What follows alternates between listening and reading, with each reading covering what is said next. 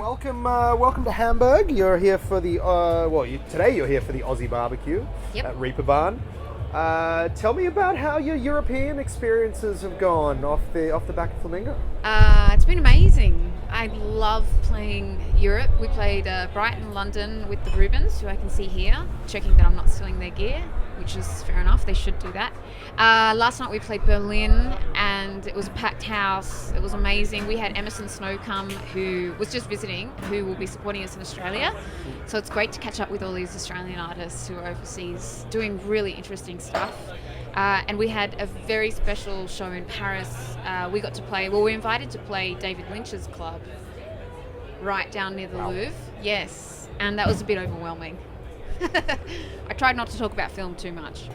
Are you a bit of a film nerd? Yeah, I think it's so inspirational. And film is so confounding. And I guess it's kind of like musicians that believe in the album, like the whole story and the listener's experience. I guess movies are like that too, where now we binge on TV. But I remember when I was starting out, Peter Garrett came to a show, and he was like a verbal magnet, and I used the word environment at least 11 times. Like, this song's environment, about the environment. And I was worried that I was going to David Lynch that same experience, but I went okay.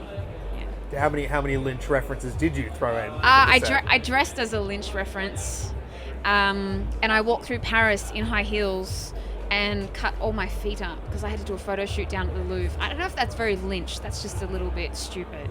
So, a little bit of him, a little bit of me. I'm sure he's put some of his actresses through similar torment.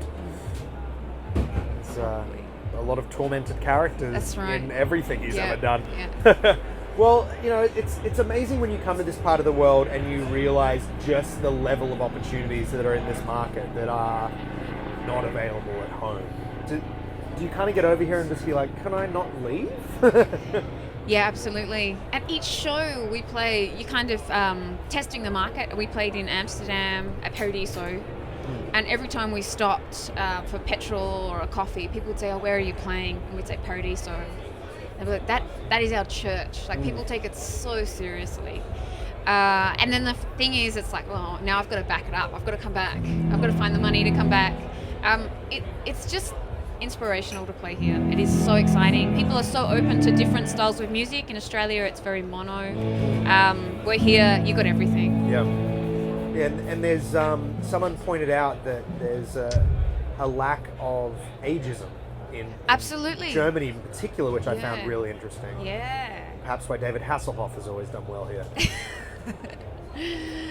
Absolutely. The audiences are so varied and love good music. That's why they come to our shows. Absolutely. And you're promoting your latest record, I am. Flamingo, which has been out now for a couple of months. Yep. How are you feeling about how it's gone? How are you enjoying playing the songs live? Where are you at now with your love affair with your own music? Well, it's funny because the way we make records, or at least Burke Reed and I, a lot of is made in the studio. So when we've taken it on the road, we've been able to reinvent things a little bit and shape it. And I'm constantly playing with different musicians. There's still a lot of evolution in the album. And even though it's a personal record, playing it on stage is an absolute joy, which I don't know if people understand until they see the show. And how does that develop over time? Are you always thinking about what you want to do? Absolutely. Always thinking about the listener's experience in the audience, and like with budgets willing, like what we can do to make it an experience that brings the audience in. That's that kind of filmic lover in you as well, I think. That is, yeah. So what can we expect from the shows in Australia? Do you have any surprises planned? You mentioned who you're touring with. Yep. So we've got Jess Romero, Emerson Snow, and Merpire. But we'll have circus animals, free alcohol. I shouldn't say this really, because that one was a little bit too, like, it could be real. I don't know, I feel like now we've got the 2 albums to play and there's quite a span between them. I think it's going to be quite a journey for the audience. Is it a journey for you? Yeah, it's sweaty. Yeah. Yeah, it's gross. Yeah. And now you're at a point where you're playing songs that you wrote a long time ago as well. Is it hard to kind of some nights go back that far and kind of feel what you were feeling back when you wrote those first songs? No, but I think the key thing is to keep it fresh and so that it feels genuine. I'd hate, there's no point phoning it in. Playing that 30-minute or an hour set is the easiest thing you've got to do as a musician. And I'm not saying it's easy, but there's so much other work. So yeah, you have to keep the songs fresh. RBG are on. It's a good band. And releasing a new album is definitely a way to keep things fresh. That's right.